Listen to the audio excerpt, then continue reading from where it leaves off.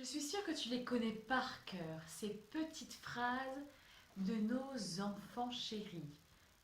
Tu sais, ces petites phrases j'ai mal au ventre, j'ai mal à la tête, je peux pas aller à l'école aujourd'hui. Ou avant de dormir, le dernier verre d'eau, la dernière histoire, un dernier câlin, maman, s'il te plaît. Je sais que tu vis ça au quotidien. Je sais que tu ne sais plus quoi faire, tu ne sais plus quoi dire, tu as fait tous les examens possibles, les douleurs de ventre sont inexplicables, pas de problème particulier à l'école et pourtant du mal à dormir. Et si je te disais aujourd'hui que les mots cachent des mots, c'est-à-dire que chaque douleur, chaque expression, chaque petit caprice, même si j'aime pas vraiment ce mot caprice, mais c'est pourtant ce dont on va parler aujourd'hui. Euh, si toutes ces expressions, tout ce comportement cachait en fait l'expression d'une émotion. En tout cas, la mauvaise expression de l'émotion. Si je te disais aujourd'hui que chaque petit caprice, chaque mot, chaque comportement qui nous semble aujourd'hui incompréhensible, qui peuvent arriver du jour au lendemain, on ne sait pas pourquoi, était l'expression d'une émotion, d'un stress, d'une angoisse. Comment les enfants expriment leur émotion? Et si l'émotion de l'enfant est mal exprimée, comment cela peut-il agir sur son comportement, sur son corps? Comment cela devient-il douleur? Et comment nous, en tant qu'adultes, en tant que parents, on peut accompagner, on peut aider notre enfant à bien exprimer son émotion, à bien la comprendre et vivre un quotidien, en tout cas, plus serein. Ce que je souhaite aujourd'hui te partager, t'aider à trouver les astuces, les exercices simples, efficaces à mettre en place au quotidien pour aider ton enfant à gérer son émotion. T'aider toi en tant que parent, en tant qu'adulte qui accompagne cet enfant à gérer cette émotion, à l'exprimer correctement pour pas que ça devienne douleur. Donc à travers les quelques vidéos qui vont suivre, on verra les émotions principales et comment pouvoir les exprimer correctement, comment les évacuer correctement pour que cela ne devienne pas un comportement incompréhensible et que ça ne devienne pas difficile au quotidien. Mais avant de rentrer dans ce vaste sujet des émotions, je t'invite à t'abonner à ma chaîne si ce n'est pas encore fait et on se retrouve tout de suite. Installe-toi confortablement, prends de quoi noter si nécessaire et on se retrouve juste après.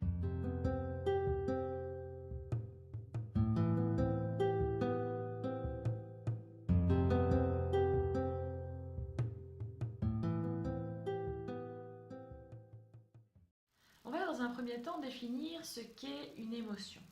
Une émotion est tout simplement un signal de notre cerveau pour nous pousser à l'action, pour nous adapter à un événement extérieur. Il y a donc un véritable lien entre notre cerveau et notre corps.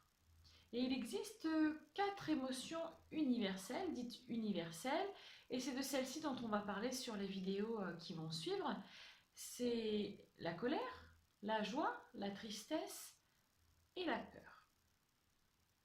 Il n'y a vraiment pas d'émotion qu'il est préférable d'exprimer ou non. Il n'y a pas d'émotion dont on peut se passer ou qu'on peut refouler sans qu'il y ait des conséquences réelles sur notre état d'être, notre évolution, notre épanouissement. Les émotions sont véritablement indispensables à notre survie. C'est grâce à elles qu'on peut interagir avec le monde qui nous entoure. Les enfants, contrairement aux adultes, ils n'ont pas de filtre quand ils expriment leurs émotions. Elles sont toutes très importantes, elles sont toutes exprimées avec une forte intensité parce que c'est une véritable tempête pour l'enfant lorsqu'il exprime son émotion. Il vit vraiment son émotion, il devient cette émotion. Et l'enfant n'a pas ce souci du regard de l'autre, il n'est pas encore conscient que l'émotion qu'il est en train d'exprimer a une répercussion sur son environnement. Prenons par exemple le cas d'un tout petit, qui a peur face à un visage inconnu, un tout petit qui fait tomber son doudou au sol, un tout petit qui rigole parce qu'on le chatouille, ou encore ce même enfant à qui on va prendre son doudou des mains. Et bien cet enfant-là va s'exprimer avec la même intensité, pourtant ça ne va pas être la même émotion, mais elles vont être exprimées avec la même intensité. Ça va être des pleurs, des cris ou des rires, mais voilà, il n'y aura pas une émotion qui va être camouflée ou d'une plus petite intensité par rapport à une autre. Et cet enfant n'a pas ce souci, et heureusement d'ailleurs, du regard de l'autre. Il ne va pas se dire faut pas que je pleure maintenant parce qu'on est au supermarché et ma maman elle va avoir honte de mon comportement. Ou lorsqu'il fait tomber son doudou au sol, va se dire c'est pas grave, on va attendre un petit peu, papa va bien voir que mon doudou est au sol, il va me le ramener. Non, l'enfant va vivre intensément l'émotion tout de suite, vraiment de façon très brute.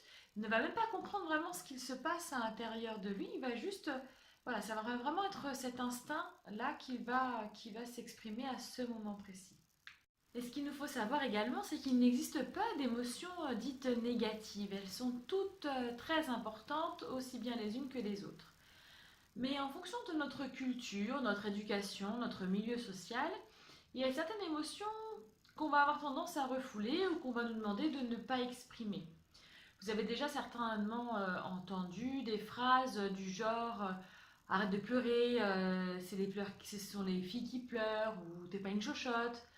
Voilà, des petites phrases comme ça qui sont lourdes de sens, en tout cas pour un enfant qui les entend au fur et à mesure de son enfance, de son adolescence, etc. Du coup, véritablement, tout est vraiment déchirure pour cet enfant. Chaque émotion est vraiment très intense. C'est vraiment tout son corps qui va parler. Il ne va avoir que cette émotion-là, à ce moment précis, qui va compter pour l'enfant. Et lorsque nous, en tant qu'adultes, on a compris cette facette de l'enfant, que toute émotion est importante et que pour lui, c'est sans filtre, hein, ça va être une tempête à l'intérieur de lui, alors il va être plus facile pour l'adulte d'accueillir cette émotion, de la comprendre, de comprendre son comportement et de rassurer l'enfant, ou le consoler, etc. en fonction de l'émotion qu'on aura compris. Il va être plus facile d'interagir face à cet enfant. Alors le rôle de l'adulte est là bien très très important, vous l'avez bien compris, que ce soit le parent, le grand-parent, la tata, la nounou, le professionnel qui va l'accompagner à ce moment précis, parce qu'on va parler des enfants du tout petit jusqu'à disons 7, 8, 10 ans en fonction de la maturité de l'enfant. Mais le rôle de l'adulte là va être très important. Comment nous, en tant qu'adultes, on va accueillir cette émotion? Quelle importance on va donner à cette émotion? Comment on va aider l'enfant à exprimer cette émotion? Et de là, l'accueil qu'on va faire de ce comportement, de cette émotion, va faire que l'enfant va avoir confiance en lui, il va comprendre que son émotion est prise en compte et on va réussir à faire de lui un enfant épanoui.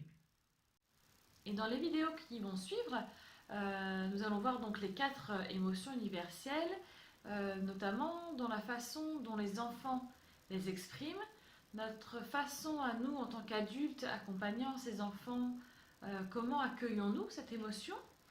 Est-ce que les petites douleurs qui arrivent régulièrement à certains enfants, est-ce que ces douleurs ne sont pas l'expression d'émotions refoulées ou mal exprimées? Voilà ce que nous allons voir dans les vidéos suivantes, donc au niveau de la colère, de la joie, de la tristesse, de la peur. Quoi qu'on en dise, tôt ou tard, ces émotions vont ressurgir. Les émotions qui n'ont pas été accueillies correctement, les émotions qui n'ont pas été exprimées correctement, Alors ces émotions-là, elles vont rester un petit peu cachées dans le coin de notre cerveau, dans un petit coin de notre corps, et elles vont ressurgir d'un moment ou à un autre. Donc voilà, sans trop se mettre la pression, l'adulte, lui, a vraiment un rôle très très important dans l'émotion de l'enfant. On est là pour l'accompagner, pour accueillir tout ça. Voilà, et donc je vais t'aider à travers les vidéos qui vont suivre, notamment les 4 vidéos qui vont suivre, parce qu'il y aura une vidéo par émotion, un petit peu à reconnaître l'émotion que l'enfant vit, la répercussion qu'il y a sur son corps, sur son comportement, comment être sûr que cet enfant exprime bien son émotion, parce que c'est parfois flou pour l'adulte, mais c'est très très flou aussi pour l'enfant. Parce qu'il y a une confusion des fois des émotions. En tout cas, voilà ce que je voudrais partager avec toi. Comment accueillir ces émotions, comment aider l'enfant à l'épanouissement de lui pour un quotidien toujours plus serein à la maison ou à l'école, etc. En tout cas, en fonction de l'environnement dans lequel l'enfant évolue. Voilà, donc je te dis à très très vite sur la prochaine vidéo pour découvrir un peu plus en profondeur ces émotions universelles.